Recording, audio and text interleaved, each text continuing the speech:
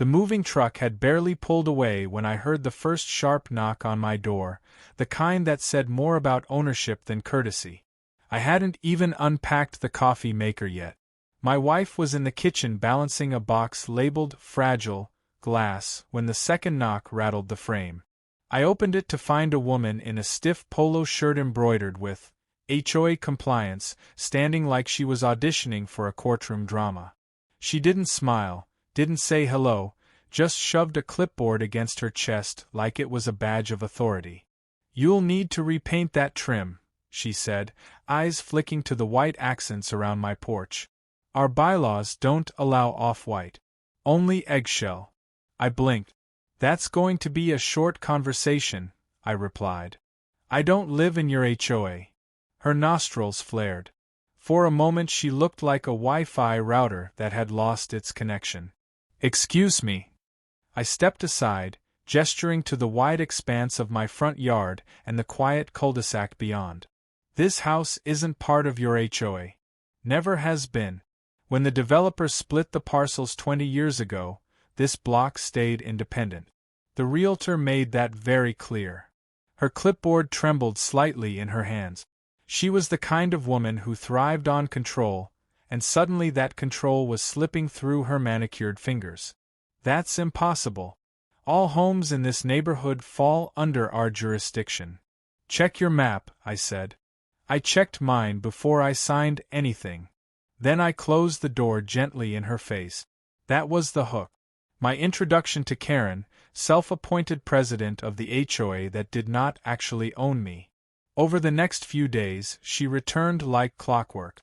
Sometimes she had papers to wave, printouts of what she swore were bylaws, though none of them had my address listed.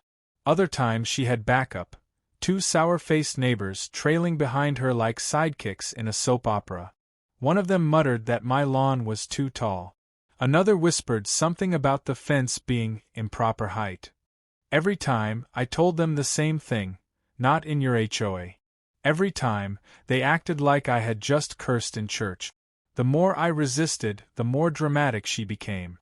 On the third day she parked her SUV across my driveway so the movers couldn't back in. I asked politely for her to move it. She told me she was conducting an inspection. I reminded her that trespassing was illegal, and her jaw snapped shut. She backed away, but not before scribbling something on her clipboard with theatrical fury. That night, my wife and I sat on the floor surrounded by half-unpacked boxes, eating Chinese takeout from paper cartons. "She's not going to stop, is she?" my wife asked. "Nope," I said, popping a dumpling into my mouth. "People like her never stop until they think they've won. The trick is never letting them think that." The following morning, Karen escalated. I found a bright orange notice taped to my door that said, "Non-compliance fine $250." It was printed on cheap paper, clearly something she made on her home computer, but it had the HOA's letterhead plastered across the top. "Creative," I said aloud, peeling it off. Forgery usually comes later in these sagas, but I appreciate her skipping ahead. I walked the notice over to her house 2 streets down. The lawn was unnaturally short, trimmed to a golf course sheen. A flagpole in the yard snapped crisply in the wind. I knocked. She opened, looking smug until she saw what was in my hand. "This doesn't apply to me," I said, offering it back. "And if you keep taping fake fines to my door, I'll treat it like harassment." Her eyes narrowed.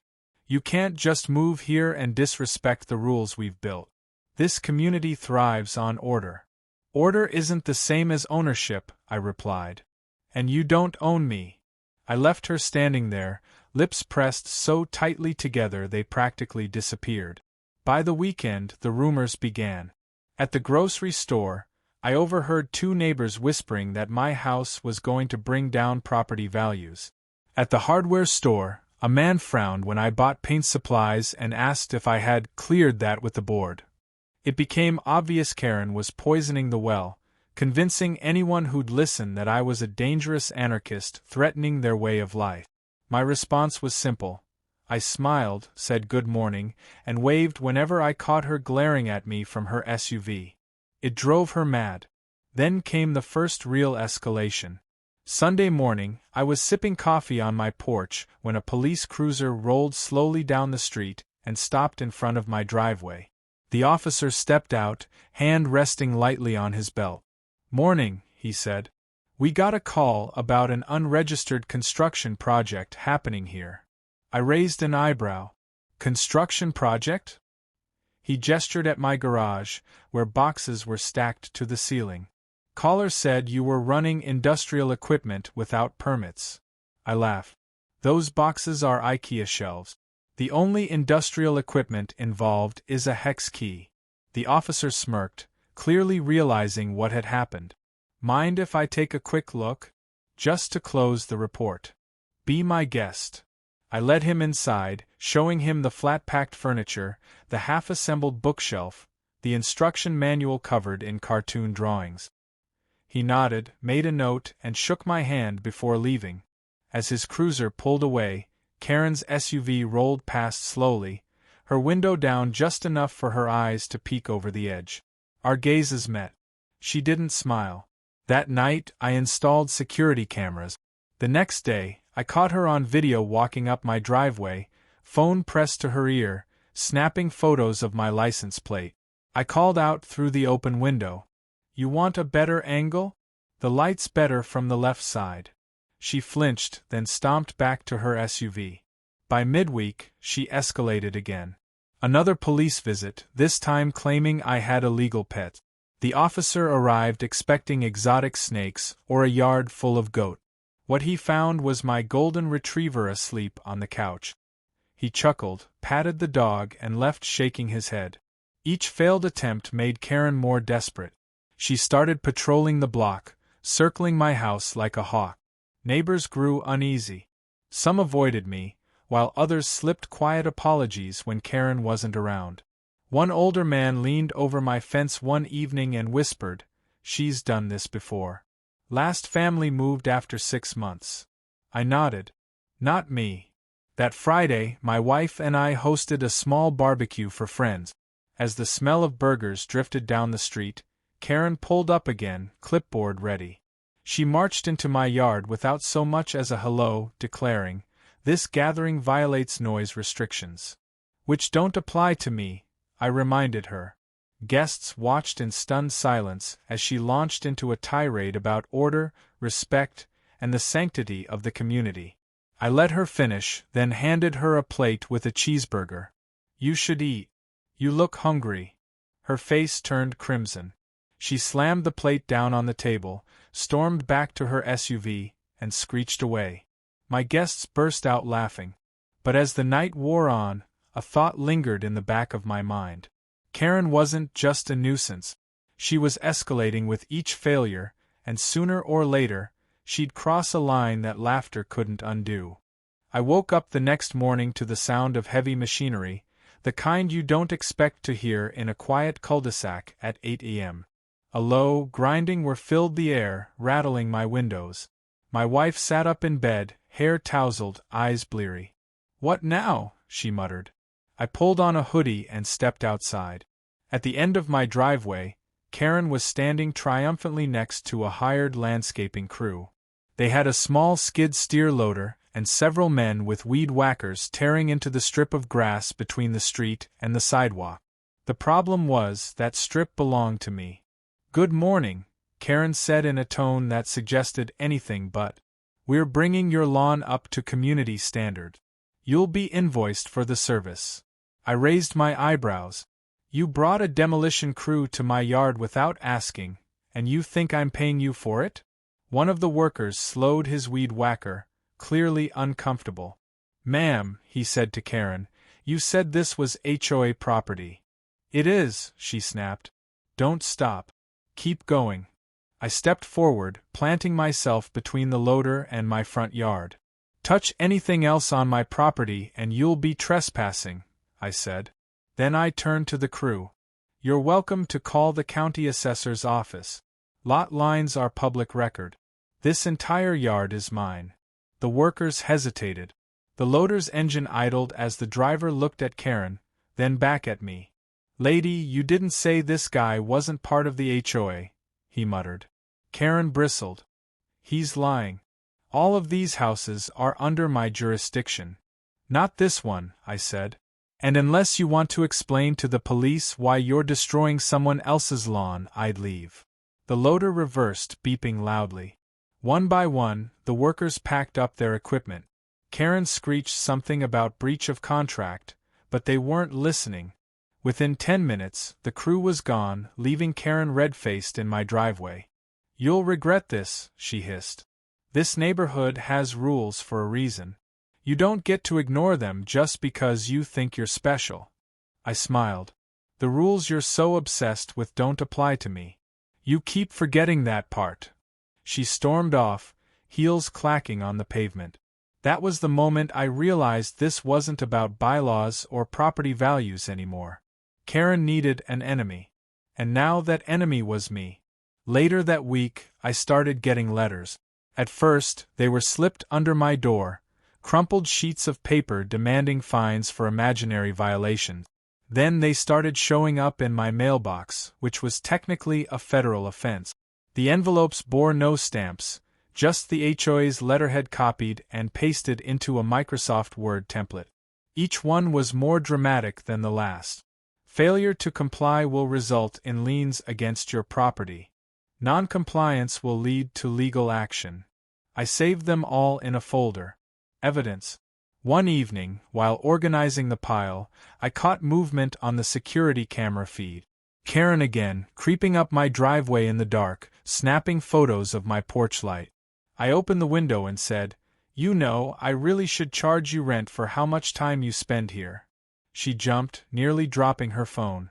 "This is documentation," she sputtered. "For the board." "What board?" I asked. "The imaginary one that thinks it owns me?" She glared, but this time she didn't have a comeback. She just turned and walked briskly back to her SUV.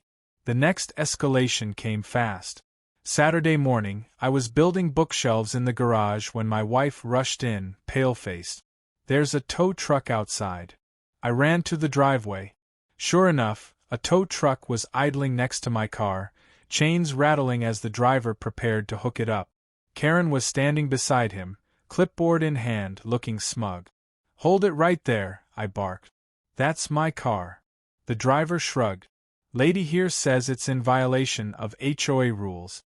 Non-operational vehicle parked too long." I laughed incredulously. "It's not in her HOA. And this car just passed inspection last month. You'll be towing it straight into a lawsuit if you move an inch." The driver looked uneasy. "She signed the ticket. Says she's authorized." "She's not," I snapped. "And I've got 3 cameras recording every second of this. If you so much as scratch that bumper, you'll be explaining it to a judge." The driver hesitated, then cursed under his breath. "Forget this," he muttered, throwing up his hands. He climbed back into the truck and drove off, leaving Karen sputtering in the street. "You're poisoning this community," she shouted at me. "Everyone else follows the rules. Why can't you?" "Because I don't have to," I said simply. "And nothing you do will change that." That night, my wife and I had a long talk. She was starting to worry, not just about Karen's antics, but about how far she might go. "What if she tries to sue us?" my wife asked. "She'll try," I said. "But she doesn't have a case. The law is on our side. And the more she pushes, the more she exposes herself." "Still," my wife murmured, "it feels like living under siege." She wasn't wrong. Every time I pulled into the driveway, I half expected to find another bogus notice taped to my door, another cop car called for some fabricated emergency, another stranger hired to interfere with my property. But then something unexpected happened. A neighbor knocked on my door. He was older, gray hair tucked under a ball cap, his expression apologetic. "Name's Frank," he said. "I live 2 houses down. I've seen what she's been doing to you." I invited him in, poured him a glass of iced tea. He sat at the kitchen table, hands folded. "She did the same thing to the Millers before you. They had kids, young ones. She called CPS on them 3 times. Claimed the kids were playing too loudly in the yard. Eventually they packed up and left. Why hasn't anyone stopped her? I asked. She's loud, Frank said. Pushy. Most people just give up rather than fight. But you, he chuckled softly. You're different. You don't back down. Not in my nature, I admitted. Frank leaned closer. You're not alone in this. Some of us are tired of her running the place like a dictatorship. You stand your ground and you'll find allies. His words stuck with me. Karen wasn't just harassing me, she was ruling the entire neighborhood through intimidation. And by refusing to yield, I had accidentally become the resistance. The following weekend proved him right. I was working on the yard when another neighbor, a woman named Julia, stopped by. She complimented the new shrubs I'd planted, then lowered her voice. If you ever need signatures to get her off that board, let me know. We've all had enough. Karen must have sensed the shift because she doubled down. She started following me in her SUV whenever I left the neighborhood, pulling up behind me at stop signs, glaring through her windshield. One night I caught her parked across the street from my house, headlights off, just watching.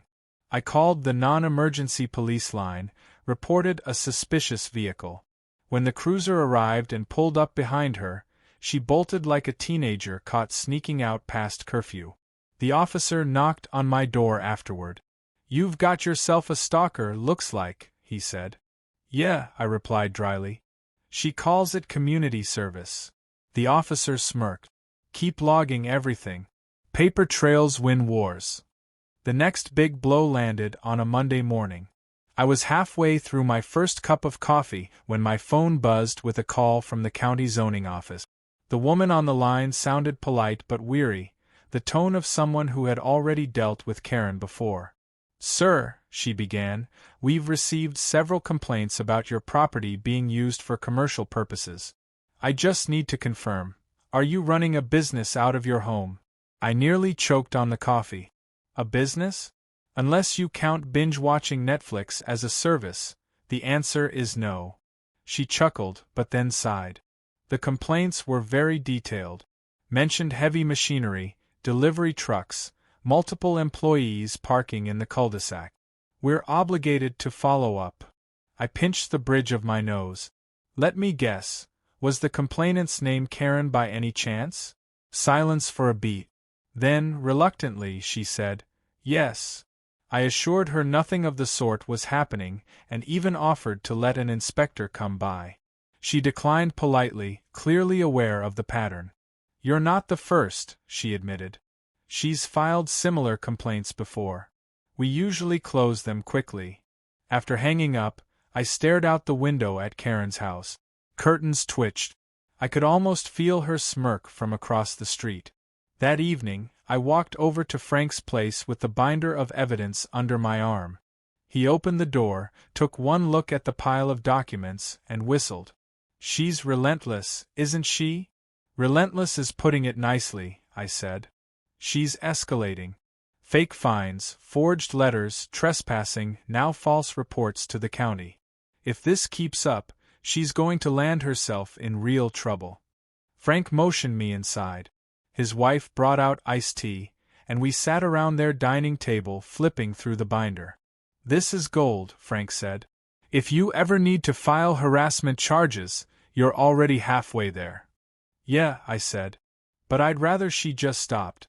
Problem is, I don't think stopping is in her DNA. Frank leaned back in his chair, thoughtful. Maybe it's time the rest of the neighborhood saw what she's really doing. She thrives because people don't push back. You've got the receipts. Share them. The idea stuck with me. But I knew if I went public, the situation would explode. And Karen wasn't the type to retreat quietly. The explosion came sooner than I expected. 2 days later, I woke up to shouting outside.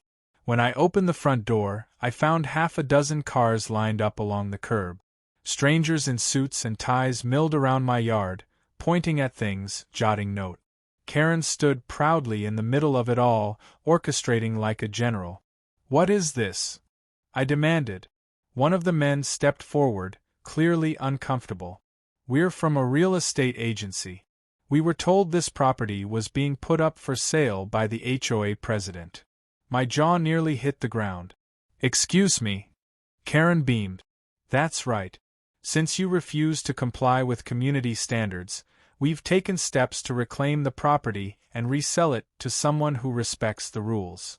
I laughed out loud, not because it was funny but because it was so insane. You can't sell my house. I own it. Title deed and all. The agents exchanged uneasy glances. One muttered, "Ma'am, if you don't actually represent the homeowner, we could be in serious legal trouble here." "Don't listen to him," Karen snapped. "He's lying. He doesn't even belong here." I pulled out my phone, opened the county records site, and showed them the title information. My name, my lot number, proof of ownership. See? End of story. The agents quickly backed off, apologizing profusely as they hustled to their cars. Karen screamed after them, insisting they were abandoning the community. They ignored her. Within minutes, the street was empty again, save for Karen and me.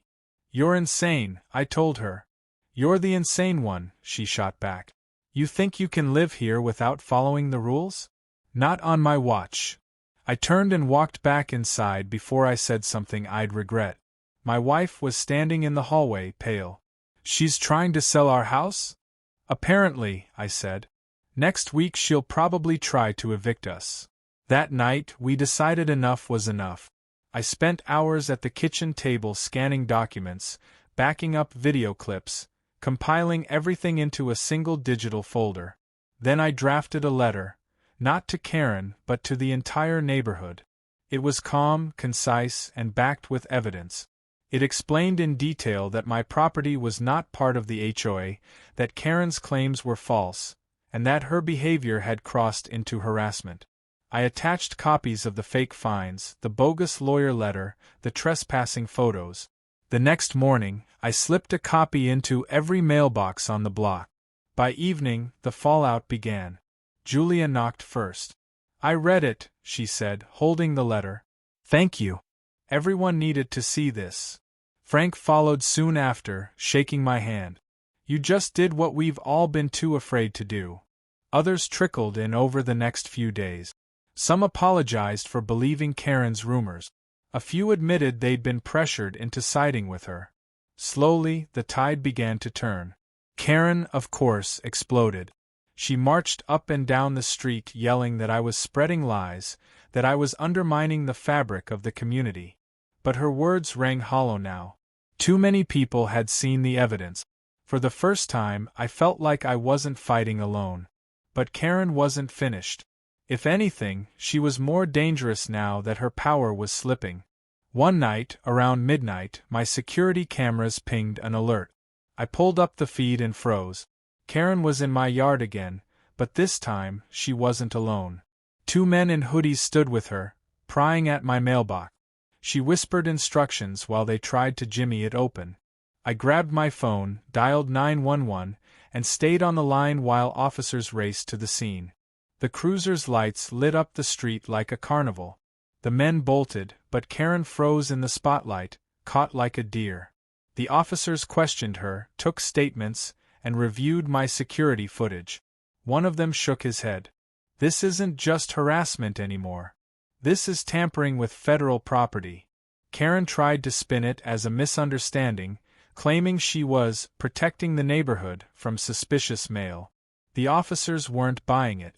They wrote up a report, warning her that further incidents would lead to charges. She left fuming, but the damage was done. Word spread quickly.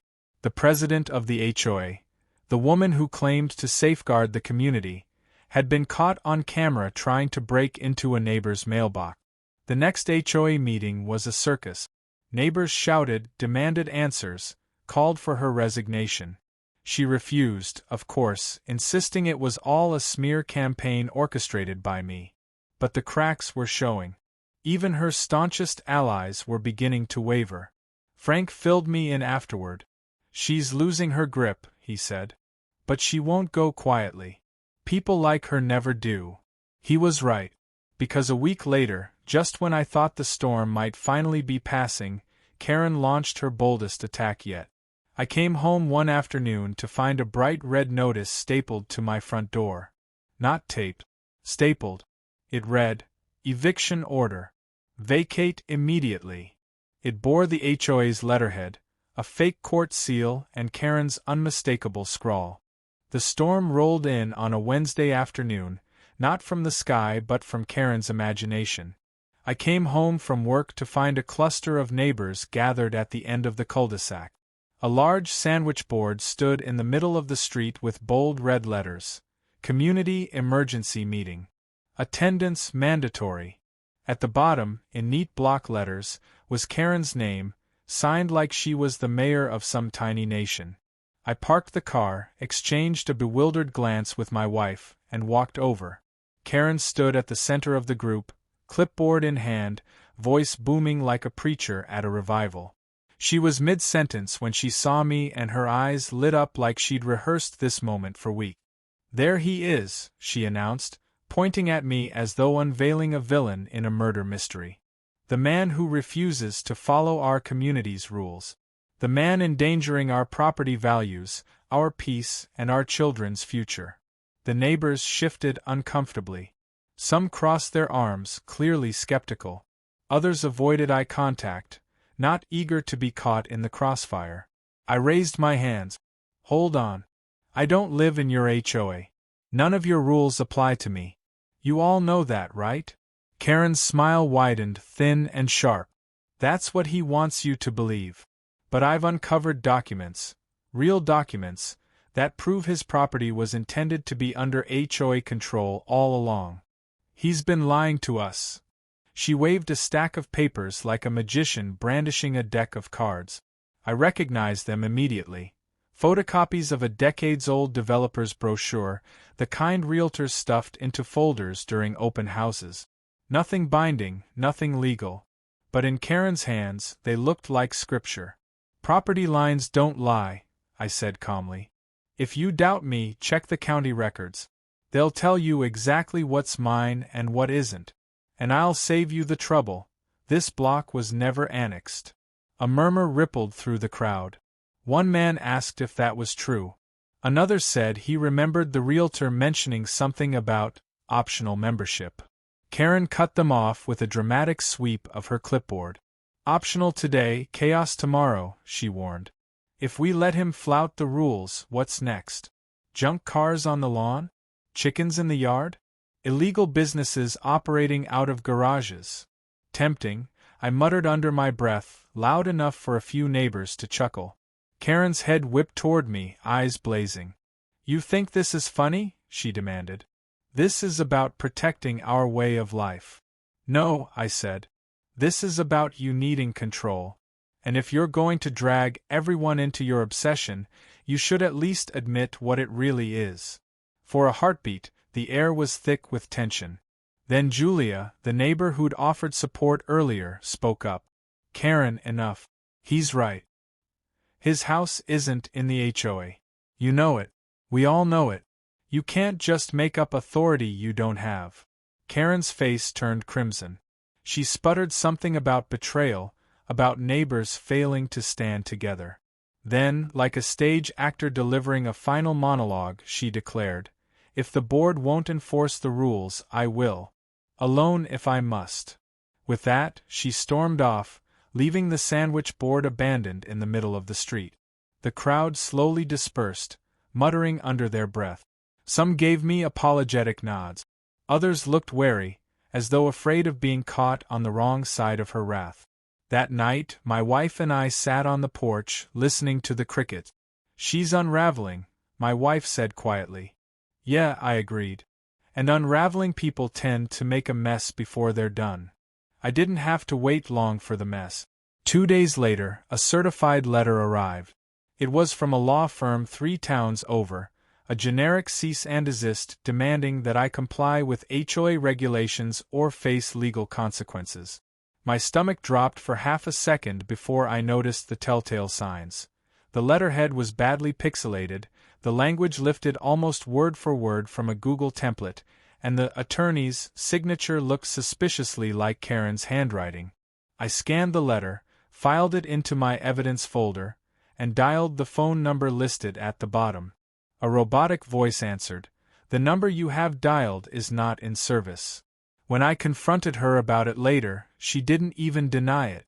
She stood in her driveway, arms crossed, eyes glittering with defiance. "You forced my hand," she said.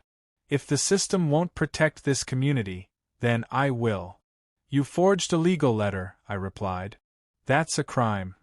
"You don't understand," she hissed. "Rules mean nothing if people like you are allowed to break them. I'm the only thing standing between order and chaos." I shook my head, half in disbelief, half in pity. "Karen, the only chaos here is you." The next escalation was almost comical, if it hadn't been so invasive. Saturday morning, my wife and I woke to the sound of voices outside. I pulled back the curtain and nearly laughed. Karen had organized what she called a compliance inspection. Half a dozen neighbors stood in my yard, clipboards in hand, while she barked instructions like a drill sergeant. "This gutter is improperly angled," she shouted, pointing. "Those hedges exceed regulation height. That mailbox is the wrong color." I stormed outside barefoot, still in my pajamas. "Everybody off my property. Now." The neighbors froze. One man muttered that he didn't realize it wasn't official. Another apologized and hurried away. Karen, of course, didn't budge. "You can't stop us," she snapped. "We're documenting violations." "You're trespassing," I said. "And unless you want the police here again, I'd suggest leaving before I call them." I pulled out my phone. Karen sneered, but when I started dialing, she finally turned on her heel and stalked away, dragging her clipboard brigade with her. The absurdity of it would have been funny if it weren't so exhausting. My wife shook her head. "How much longer can she keep this up?" "As long as it takes for her to feel like she's winning," I said. "And since that's never going to happen, my guess is forever." But I was wrong. Because Karen wasn't just playing at power anymore. She was plotting something bigger. It started with whispers. Frank mentioned seeing her at City Hall, pestering clerks about property map. Julia said Karen had been calling around, trying to get a lawyer to take her case. Most refused once they realized my house wasn't in the HOA, but persistence was her trademark. Then came the kicker. One evening, I came home to find a large sign planted in my front yard. Bright red letters screamed, "Community Violation Property." Underneath, smaller text declared, "This home is in violation of multiple HOA regulations and is subject to fines and enforcement." I yanked it out of the ground, carried it straight to her driveway, and dropped it with a clatter. "Try this again," I warned, "and I'll press charges." Her smile didn't waver. "Go ahead," she said sweetly. "But while you're fighting me in court, the entire neighborhood will see you for what you are, the problem." For the first time, I felt a flicker of real anger. Not at the sign, not at the bogus fines, but at the way she twisted perception. She thrived on control, but when control wasn't possible, she settled for chaos, dragging everyone else into her war. That night, I sat with my wife and laid out a plan. She wants escalation? Fine. I'll escalate too. But smarter. The eviction notice sat in the center of my dining table like a piece of evidence at a criminal trial. My wife stared at it as if it might burst into flames. "She stapled this to our door," she said, her voice flat with disbelief. "That's not just harassment. That's insane." I nodded slowly. Insane, but useful. This is exactly the kind of thing that proves she's gone too far. The next morning, I took the notice, along with the binder of everything else I'd gathered, down to the local police station. The desk officer recognized me immediately. "Back again?" he asked with a sympathetic smile. "This time it's bigger," I said, sliding the notice across the counter. He read it carefully, his brow furrowing. When he looked up, his expression had shifted from casual sympathy to something sharper. "This isn't just harassment," he said. "This is impersonating legal authority. That's a crime. We'll add it to the case file." For the first time since this circus began, I felt a genuine flicker of hope. It wasn't over yet, but now the system was starting to take notice. Word spread quickly. Neighbors came by that evening, whispering updates. Julia said Karen had been screaming during the HOA meeting, insisting I was framing her. Frank reported that half the board had walked out in frustration, muttering that they'd had enough of her theatrics. The tide was turning. But Karen wasn't the kind of person who went down quietly. When control started slipping, she didn't retreat, she doubled down. The following Saturday, I woke to the sound of engines revving outside. I looked through the blinds and nearly laughed. Karen had rallied a group of volunteers. Half a dozen people with lawn equipment, trash bags, even a rented dumpster. She called it a community cleanup. The target? My house. They marched onto my lawn with leaf blowers and hedge trimmers, acting like a SWAT team raiding enemy territory. I stepped outside, coffee mug in hand, and planted myself at the edge of the driveway. "Morning," I said casually. "Can I help you with something?" Karen, dressed in a neon vest like she was running a city project, sneered. "We're cleaning up your property. You've ignored too many notices. The community won't tolerate it any longer." I took a sip of coffee, savoring the moment. Funny thing about private property. You can't just barge in and start hacking away at it without permission. That's called trespassing. Her volunteers hesitated. One man lowered his hedge trimmer. Another muttered something about not wanting to get arrested. Karen barked orders, but their resolve wavered. "This is your last warning," I said, holding up my phone. "Leave now or I'll call the police. And this time, I won't just file a report. I'll press charges." The group exchanged nervous glances.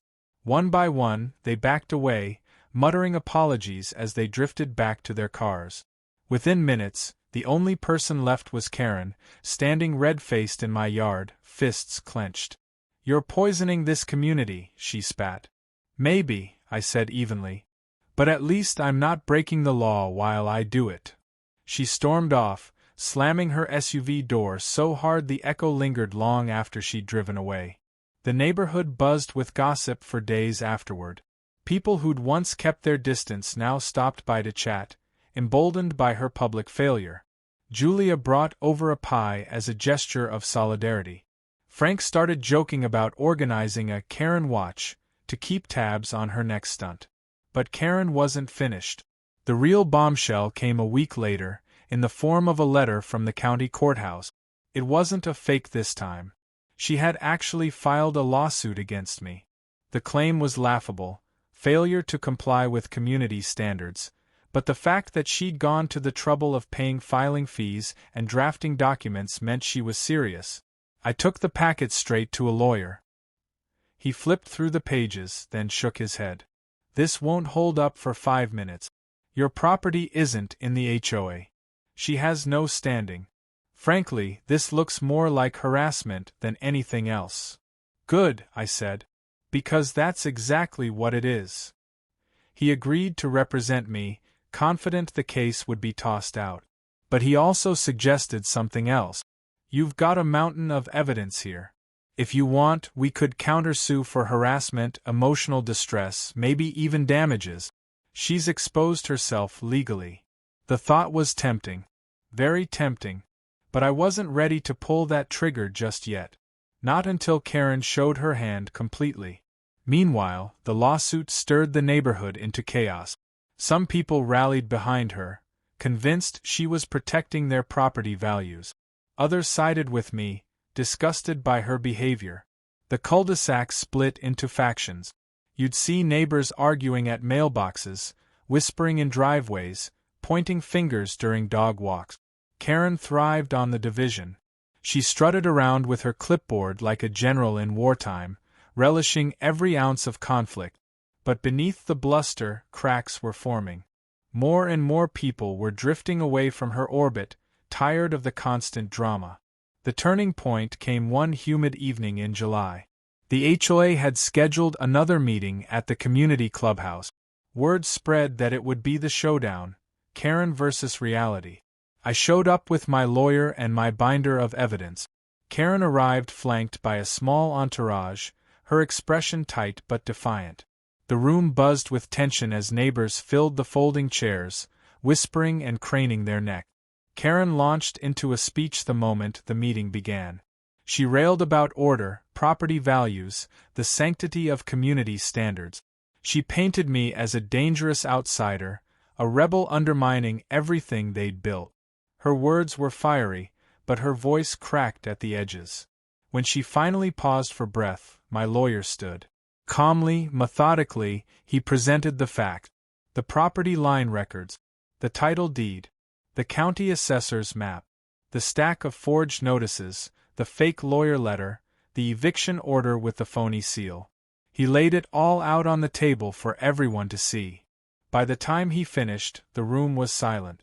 Neighbors shifted uncomfortably, avoiding Karen's gaze. One man in the back muttered, "This is embarrassing." Karen's face was pale, but she wasn't finished. She slammed her clipboard down and shouted, "You don't understand. Without rules, everything falls apart. He's destroying us." But the spell was broken. Julia stood up and said firmly, "No, Karen. You're the one destroying us." The room erupted in murmurs of agreement. Frank added, "We've all had enough." For the first time, Karen looked small, cornered. But then, like a drowning person thrashing in desperation, she lashed out one last time. "You'll regret this," she hissed. "All of you. You think you can take my power, but you can't. I built this community. Without me, it's nothing." She stormed out, slamming the door so hard the walls rattled. The meeting dissolved into chaos, neighbors shouting over one another about what to do next. Some called for her immediate removal as HOA president. Others whispered about legal action. As I walked home that night, the humid air thick around me, I couldn't shake the feeling that it wasn't over. Karen was wounded, cornered, stripped of much of her power, but people like her didn't fade quietly. I thought I had seen the worst of Karen's tantrums. I thought the eviction order, the bogus lawsuit, the midnight mailbox stunt, those were the peaks of her madness. But Karen had a way of redefining too far every single time she acted. Chapter 6 of our war began with sirens.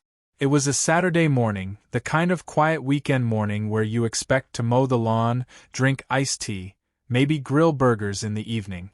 Instead, I looked out my window and saw 3 police cruisers lined up outside my house, lights flashing, officers stepping out with grim faces. My stomach dropped. One officer knocked firmly on the door. "Sir, we received a report of domestic violence at this address." Multiple calls. My wife gasped. "What?" I gestured for her to stay back and open the door. "That's impossible. Nothing happened here." "Who reported it?" The officer shifted uncomfortably. "Anonymous call. Same number that's placed several false reports in the past few months. We had to treat it as real." I exhaled slowly, anger simmering under my calm exterior. "Let me guess. Karen again." They didn't confirm, but their silence was telling. They asked to come inside, and I obliged, leading them through the house, showing them my wife sipping coffee, the golden retriever snoring on the couch, the absolute lack of chaos. One officer muttered, "This is the 3rd false report this month." "This has to stop," I said, voice low but sharp. "I've got security footage. You want to see who made the calls? I can show you the cameras catching her creeping up here at night." They promised to file another report, warned me that filing false emergencies was a criminal offense, then left. As their cruisers pulled away, Karen's SUV crawled past, windows down just enough for her to watch me. Our eyes locked, and I realized she wasn't even ashamed anymore. She was daring me. That was the moment I decided I was done playing defense. The next day, I called my lawyer and gave him everything. The false police calls, the eviction stunt, the lawsuit, the forged documents.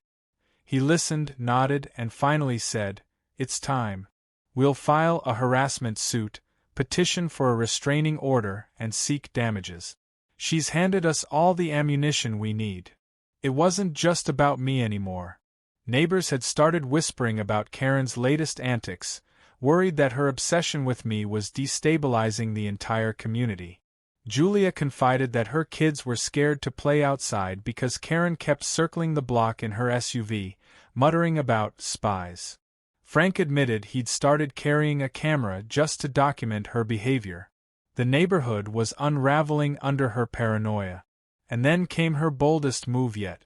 It happened on a Tuesday evening. I was at the hardware store when my phone pinged with a security alert. Motion detected. I pulled up the live feed and nearly dropped my phone. Karen was standing on my porch with 2 uniformed security guards, private ones, not police. She was waving a stack of papers, shouting that she had legal authority to evict us. I sped home, arriving to find her in the middle of my yard, barking orders like a sheriff in an old western. The guards looked uncomfortable, clearly realizing they'd been dragged into something shady. "Out of my yard," I said, stepping out of my truck. Karen whirled around, eyes blazing. "This property is no longer yours. The HOA has voted to seize it for violation of community standards." I barked out a laugh. "The HOA can't seize property. You have zero legal authority. And these men are trespassing." The guards exchanged a glance. One muttered, "Ma'am, this doesn't look right." Karen screeched at them to hold their ground. I pulled out my phone, hit record, and walked closer. "Smile, Karen. You're on camera. This will look fantastic when the judge sees it." The guards backed off immediately, muttering apologies as they headed for their car. Karen shouted after them, furious, but they ignored her. Left alone in my yard, she looked wild, like someone who'd been cornered but refused to admit it. "You'll regret this," she spat. "You think you can humiliate me in front of the whole community? You'll see what happens when I'm pushed too far." She stormed off, slamming her SUV door so hard it rattled the windows. That night, my lawyer filed the harassment suit and petitioned for a restraining order. The wheels of justice turned slowly, but they were turning. Meanwhile, the neighborhood finally hit its breaking point. A special HOA meeting was called, not by Karen, but by the rest of the board. Word spread that the agenda was simple: remove her as president. The clubhouse was packed. Neighbors who'd once avoided eye contact with me now came up to shake my hand, quietly thanking me for standing up to her. Julia spoke first, laying out the pattern of harassment. Frank backed her up, presenting photos and testimony. Then my lawyer, invited as a guest, laid out the evidence binders for all to see. Karen tried to fight back. She shouted about conspiracies, accused me of bribing neighbors, claimed the video footage was doctored. But her words fell flat. The more she ranted, the clearer it became. This wasn't about protecting the neighborhood. This was about her losing control. When the vote was called, it wasn't even close. Nearly every hand in the room went up in favor of her removal. Karen sat frozen, eyes wide, as if she couldn't comprehend what was happening. Then, slowly, she stood. "You think this is over?" she said, her voice low but venomous. "You think you can strip me of power and I'll just disappear? No. This community is mine. You'll see. You'll all see." She stormed out, leaving the room in stunned silence. Afterward, people gathered around me, relieved, hopeful. For the first time in months, there was a sense of unity. But beneath it all, I felt a chill. Karen wasn't beaten. She was cornered. And cornered people lash out. My instincts proved right. A week later, I woke at dawn to another security alert. When I pulled up the camera feed, I froze. Karen was back, but this time she wasn't alone. She had a paint can in one hand, a brush in the other, and she was scrawling giant red letters across my garage door. "Community traitor." I called the police immediately. By the time I got outside, she was still there, mid-stroke, muttering to herself about order and justice. The cruiser pulled up within minutes, lights flashing. The officers stepped out, took one look at the vandalism, and put her in handcuffs. She screamed the entire time.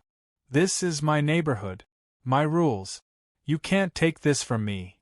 Neighbors gathered, watching as she was led away. Some shook their heads in pity. Others whispered in relief. The officer assured me charges would be filed. Vandalism, trespassing, harassment, maybe even stalking. For the first time, it felt like the nightmare was ending. But even as I scrubbed the paint from my garage later that day, I couldn't shake her word. This is my neighborhood. My rules. Karen wasn't finished.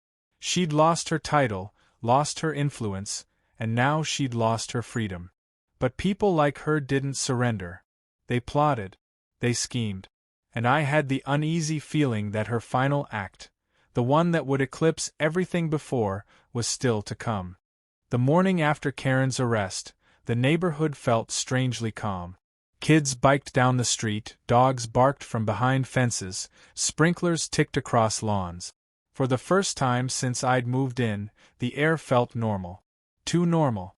My wife made pancakes, the dog lazed in a sunny patch by the window, and for a few hours, I let myself believe it was over.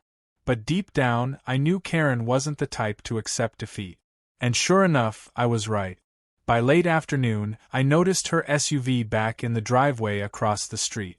She must have posted bail. The garage door yawned open, and I caught glimpses of her pacing back and forth, muttering into her phone. She looked smaller somehow, stripped of the authority she used to lord over everyone, but the fire in her movements told me she wasn't done. That night, Frank came by, his dog tugging on the leash.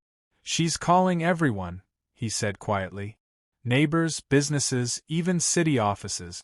Trying to spin the story, make you look like the villain. But people aren't buying it anymore." Julia stopped in later too, shaking her head. "She tried telling me you doctored the video of her painting your garage. I told her the whole neighborhood saw it live. She nearly screamed at me. Karen wasn't just fighting me now, she was fighting reality. And reality was a battle she was destined to lose. Still, I stayed cautious. I reinforced the locks, double-checked the cameras, even installed motion lights along the side yard. My wife thought I was being paranoid, but then again, paranoia was how we'd survived this long. The final storm broke 3 nights later. It was just after midnight when the dog started barking low and steady, the kind of bark that meant trouble. I checked the camera feed and felt my chest tighten. Karen was back, and this time she wasn't sneaking. She stood in the middle of my yard holding a bullhorn, screaming at the top of her lungs. "Attention neighbors," her voice blared, echoing across the cul-de-sac. "This man is a fraud. A criminal. He's destroying our community from the inside out." Lights flicked on up and down the street. Curtains parted. One by one, sleepy faces appeared in windows. My phone buzzed with notifications as the cameras recorded every word. I stepped outside onto the porch. "Karen, go home," I said evenly. She whirled on me, eyes wild, hair disheveled. "You don't belong here. You tricked us. You ruined everything." "Karen," I said, voice calm but sharp, "the only thing I've ruined is your illusion of control."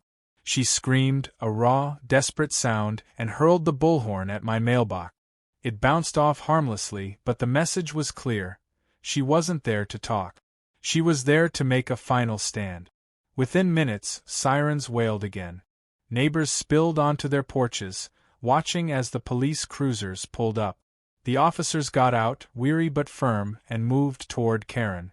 She resisted, shouting about conspiracies and corruption, but this time they weren't gentle. They cuffed her, read her rights, and walked her to the cruiser while she kicked and wailed like a child throwing a tantrum. The entire neighborhood watched. Some filmed with their phones. Others whispered in relief. Julia stood beside me, arms crossed, and said softly, "It's over." But part of me didn't believe it. Not until the cruiser pulled away and the night finally went quiet. The next day, I learned the charges weren't just harassment or vandalism anymore. The false police reports, the forged eviction orders, the mailbox tampering, the midnight trespassing, it had all stacked up.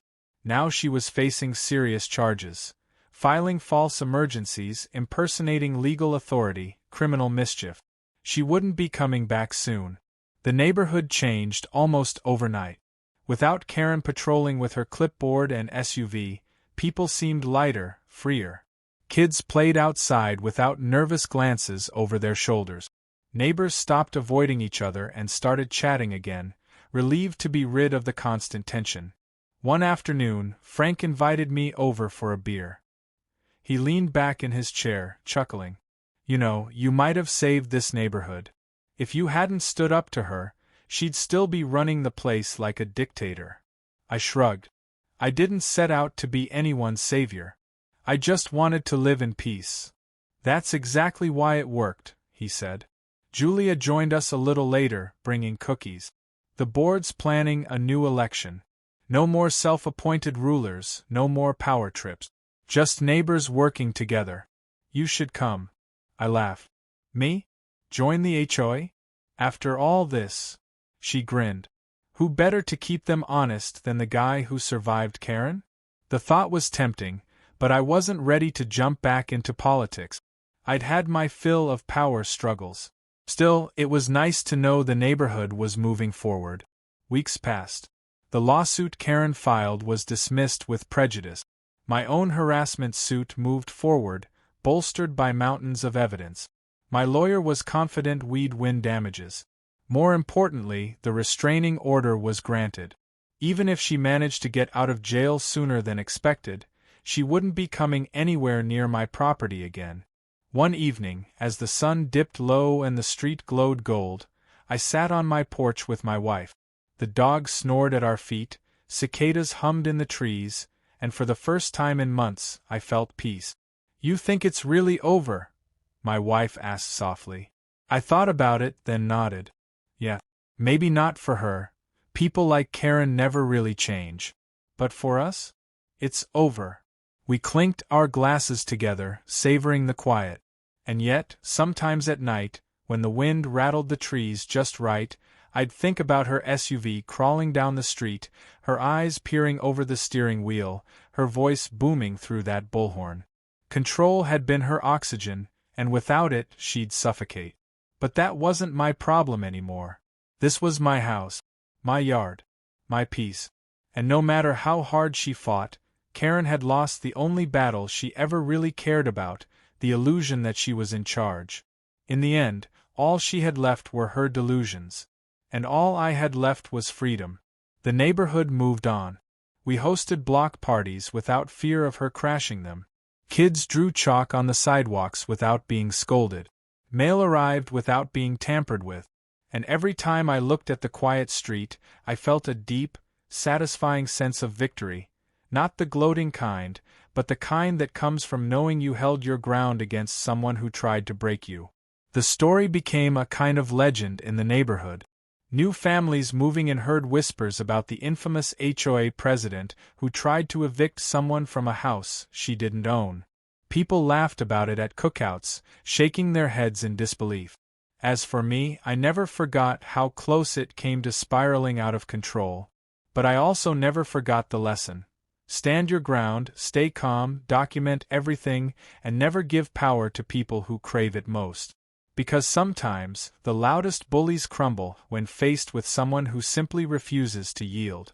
And that, more than anything, was how I beat Karen at her own game.